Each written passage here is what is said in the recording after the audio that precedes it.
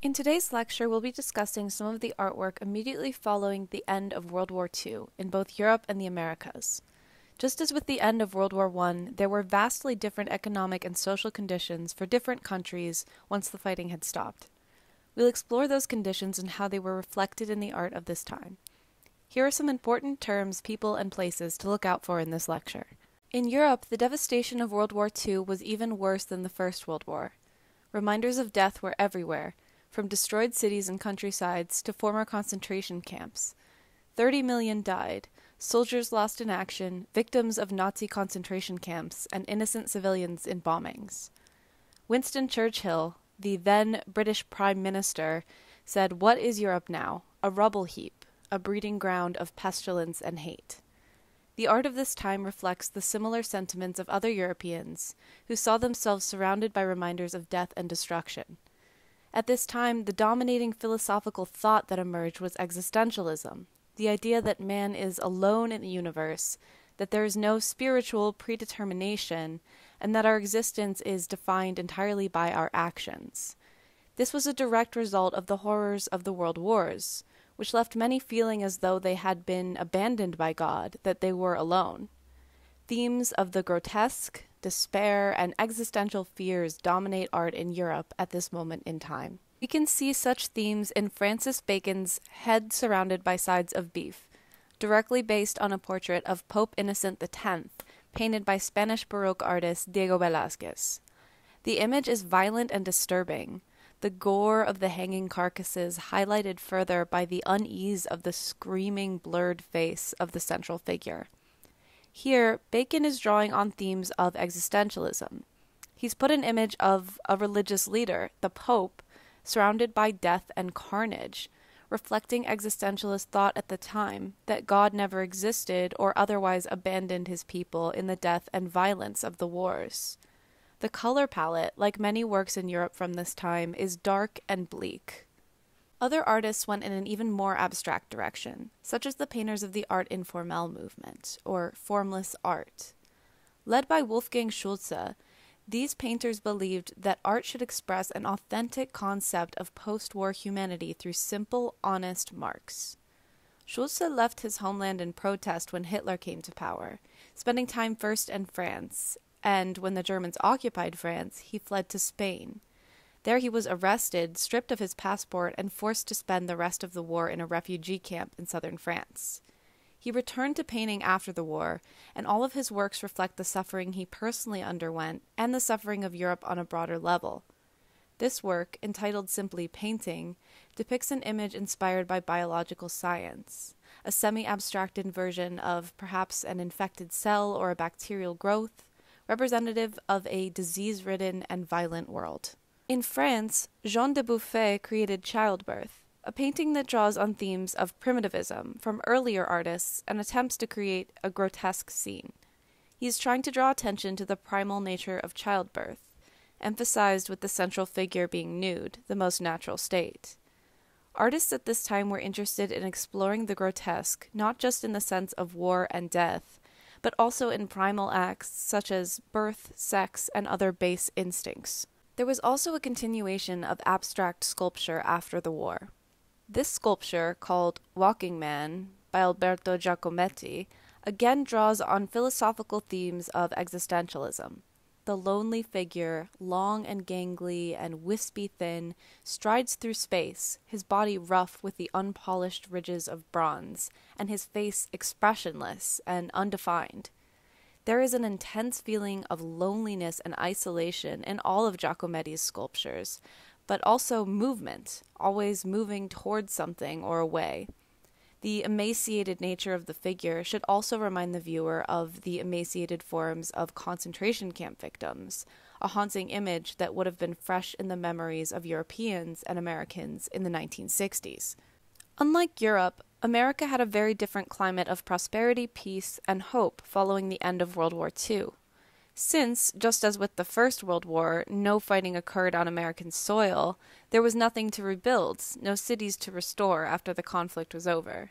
America saw a huge economic boom, securing its position at the time as the richest country in the world, with a wealthy middle class emerging. Its economic position continued to grow with the expansion of the automobile industry and a housing boom. In addition, for the first time in history, we see a shift from the center of the art world, formerly Paris, and before that Rome, to America, specifically to New York City. This had massive implications for global trends in art. For one thing, it brought about the birth of the abstract expressionist movement, also referred to as the New York School of Painting. This is a very broad term that refers to a loosely affiliated group of artists, though at the time they were not part of any formal movement. These painters claimed, through their completely abstracted forms, to convey not just emotions, but universal truths about life. Though styles varied, most abstract expressionists used non-representational, gestural forms and bold colors. They had an interest in the traditional history of painting, but a desire to rebel against it, including the recent ideas of European modernism. And finally, there was a desire with the abstract expressionists to treat the act itself of painting on canvas as a work of art, valuing the process just as much as the finished product. Action painting, sometimes referred to as gestural abstraction, was a subgenre of abstract expressionism. It's a style in which paint is spontaneously dripped, splashed, or smeared onto the canvas rather than being carefully applied. Just like the Surrealists and their forms of automatic painting, with methods of hypnosis, dream analysis, and free association, the action painters were trying to capture images of the subconscious on paper or canvas by simply letting their hands apply the paint without thinking about it. They felt that this was the purest form of creativity. One of the most infamous action painters is Jackson Pollock, known for his massive canvases made by dripping and splattering paint at random. Pollock's paintings were made in a frenetic, energetic fashion, and this same energy is conveyed in the finished compositions. They are unlike anything that appeared in the art world before. No perspective, no sense of hierarchy, really no sense of a subject at all. But Pollock saw in his paintings complex webs and mazes that the eye could follow and created images of its own. For Pollock, like many other abstract expressionists, the process of his paintings was just as important as the finished product. One critic said of Pollock and the action painters, "At a certain moment, the canvas began to appear to one American painter after another as an arena in which to act, rather than a space in which to reproduce, redesign, analyze, or express an object, actual or imagined." Lee Krasner, another abstract expressionist and action painter, lived with Jackson Pollock until his death, and when they first moved in together, she stopped painting altogether to take care of him while he rose to fame. However, after his death, Krasner returned to painting with large, colorful gestural paintings that helped to bring her career to the forefront. Krasner's paintings are gestural, but not like Pollock's at all. There is a clear effort to evoke mood and tone through color, such as the sweltering summer heat and bright hot sun of the summer implied in this painting, Summer Play. Krasner valued the importance of nature and her connection to it, in contrast to many other abstract expressionists who focused on the cold isolation of society after World War II. The bold, sweeping curves and organic, earthy colors in the seasons show her interest in plant life and nature through a very abstract and very expressive lens. Joan Mitchell was another action painter who lived in New York City for 10 years and was inspired by the work of her fellow artists, along with the blend of urban and natural landscapes and the feelings they evoked in her. One of the interesting things about action painting is that its lack of formal visual definition allows for such a variety of styles from artist to artist. We can see some influence from Pollock in the drippy fashion in which she applies the paint, and Franz Kline, too, with thick, solid strokes of paint. The color palette is something entirely her own, however. The vibrant rainbow of contrasting colors gives the painting a feeling of energy and life. Mitchell's work was more planned out, more thought went into the choices of color and composition. She said, "The freedom in my work is quite controlled. I don't close my eyes and hope for the best." Another subgenre of abstract expressionism was color field painting, which is almost in direct visual contrast to the quick, gestural paintings of the action painters. Color field painters painted large fields of flat, solid color, creating a massive, unbroken surface. The movement places less emphasis on gesture, brushstrokes, and action in favor of an overall consistency of form and process. Mark Rothko is a particularly famous color field painter that helped define the genre in America. He had very little formal artistic training, but his work garnered fame early on, based on abstract expressionist ideals of shared human archetypes and expressing concepts from the unconscious mind. His paintings are always very large, with rich, deep blocks of color, often shown side by side in low, atmospheric lighting. Standing up close to one, you can almost sink into a meditative state, surrounded by the massive blocks of harmonious color. There is almost a supernatural energy to Rothko's paintings, the expressive colors dreamlike in how they seem to glow around the edges. Rothko was very interested in the way colors interacted with each other and how they looked next to each other. Ever since the beginning of modernism, starting even with the Impressionists, there is a maintained interest in color, how it's expressed, how it's observed, and how the mind processes it. Just as with action painting, the loose guidelines for color field painting resulted in a huge variety of styles from artist to artist. Franz Kline, who was well known for his bold, highly gestural black-on-white action paintings, also dabbled in color field painting. In this composition, we can see a little bit of both styles. A particularly notable second-wave color field painter from the 60s is Helen Frankenthaler. Like other painters of this style, she creates large planes of smooth, solid color, but Frankenthaler's compositions always have a delicate harmony to them. In Mountains and Sea, the pastel planes of color overlap and interact with a softness that is hard to find in many abstract expressionists.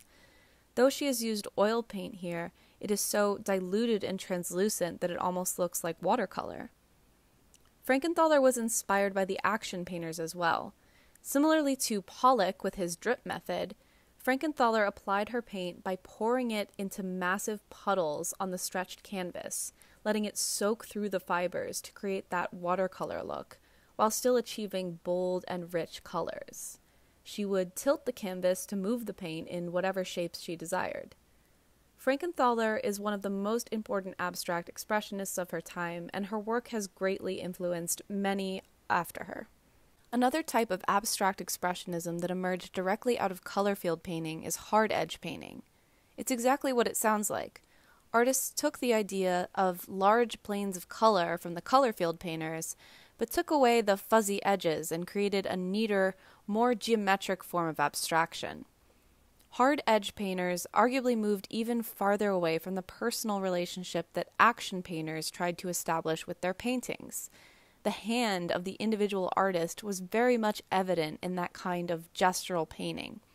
Hard edge painting, in contrast, had more of an impersonal feel to it, with flat, unvarying colors and sharp geometric lines. Joseph Albers was another hard edge painter that played with geometric forms and bold, flat colors. Albers spent time traveling in Mexico and was greatly inspired by the ruins of temples that he saw there. The geometric forms in those constructions, largely from the Aztec and Mayan civilizations, were a source that he frequently drew from in his paintings. Meanwhile, in Latin America, many artists had moved even further towards abstraction. Just like the art that came out of Central and South America in between the wars, post-war Latin American art continued to draw on themes of indigeneity and re-embracing indigenous roots, colonialism and its aftermath, and social inequality. Afro-Cuban artist Wilfredo Lam aimed to showcase the power of his culture and express his own mixed African, Cuban, and Chinese heritage. His work often portrays the violence and anguish of Cuba's struggle against Western colonialism. In Zambesia Zambesia, which refers to the country of Zimbabwe, Lam uses a European modernist style but depicts very non-European content. Zimbabwe was once a frequent source of slaves, many of whom ended up in Cuba. The religion of Santeria grew out of the massive Afro-Cuban presence and is a polytheistic faith that relies heavily on ritual. He is depicted one of the gods of the Santeria pantheon, sharp lines and spikes contrasting with smooth arcs of skin, earthy, warm-browned contrasting with an inhuman blue. There is a sense of power and otherworldliness, yet still there is a connection to the earth, to indigeneity. Lam's intriguing color palette, along with his captivating style and emphasis on Afro-Cuban identity, have made him an incredibly important artist for Latin American art as a whole. Painting in a style clearly drawn from European modernism, but with such blatant anti-colonialist imagery that rejects European culture, Lam was a very innovative painter. Speaking of his art, Lam said, "I wanted with all of my heart to paint the drama of my country. In this way I could act as a Trojan horse, spewing forth hallucinating figures with the power to surprise, to disturb the dreams of the exploiters."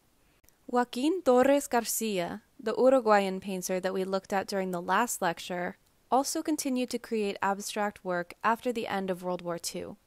His works gradually became more colorful, inspired by a variety of sources such as Cubism and Constructivism, the minimalist art movement that emerged out of Soviet Russia. Torres Garcia also took inspiration from the landscape and heritage of South America.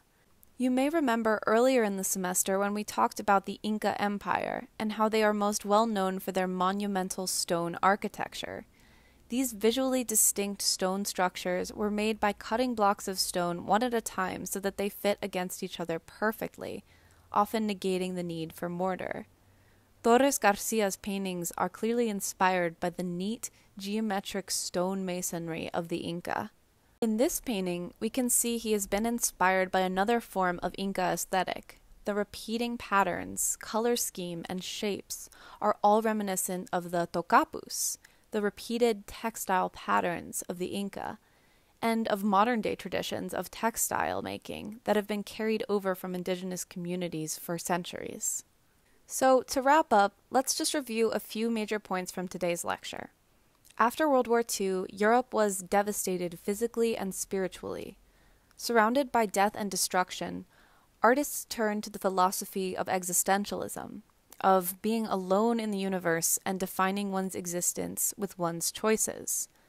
This comes across in themes of both the grotesque, a nod to the senseless violence and gore of World War II, and despair and hopelessness. America, in contrast, had a more hopeful tone of economic prosperity. With an economic boom and many artists having benefited from federal funding, New York became the center of the art world, which set the tone for global art.